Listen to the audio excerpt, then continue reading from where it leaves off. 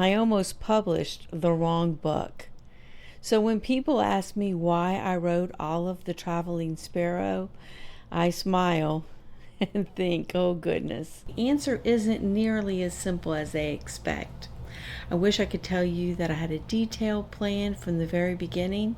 I wish I could say I knew exactly what Sonflower Fields would become, or that I envisioned a series of books, journals, keeper letters, courses, and a community of families learning together. The truth is much quieter than that. I simply started writing a story. Looking back now, I can see God's hand in ways I couldn't see at the time. But when I first began, I was simply putting one word after another, wondering where the story might lead. What surprises me most is not where the story began, but how it continued. The first manuscript was very different from the book that eventually found its way into print. It was only loosely Christian, and if I'm honest, I don't think I fully understood what it was becoming. Every time I returned to it, something seemed unfinished. A conversation needed to go deeper. A character needed more purpose. A scene needed more truth. It wasn't enough for the story to be enjoyable. I wanted it to be meaningful, so I kept rewriting. With every revision, something unexpected happened. The biblical foundation became stronger. The characters became more authentic. Their friendships became richer. The places began to feel real. The treasures started carrying meaning far beyond the objects themselves. And little by little, Sonflower Fields became less like a setting for a story and more like a place where timeless biblical truth could quietly live. I never sat down and decided that Sonflower Fields would become what it is today. In fact, if someone had described to me in those early days, I probably would have laughed and told them they must have the wrong person. But every time I thought the story was finished, I found myself asking another question. Could this be more faithful? Could this point children more clearly toward Christ? Could this help parents have conversations that really matter? And those questions quietly shaped each revision. And before I realized it, they were shaping me as well. I wasn't trying to build a ministry. I was simply trying to make the story more faithful. Not more exciting, not more entertaining, more faithful. Looking back, I think that's one of the ways God often works. He doesn't always show us the finished picture. More often, He invites us to be faithful with the next step, then the next, and then the one after that. And if I'm honest, I don't think I discovered Sonflower Fields all at once. I discovered it one faithful step at a time. There were days when I thought I was simply editing another chapter, only to realize later that God was shaping something much larger than I understood. The more faithfully I worked on the story, the more the story quietly began working on me. It changed the way I noticed details. It reminded me that small things often carry great significance. And perhaps most importantly, it taught me that God rarely wastes ordinary things. That truth eventually became one of the foundations of Sonflower Fields. Throughout Scripture, God repeatedly chooses ordinary things to reveal extraordinary truth.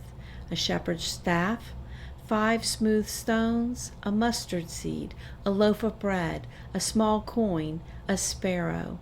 None of those things seem particularly remarkable on their own, yet in God's hands, every one of them pointed towards something far greater.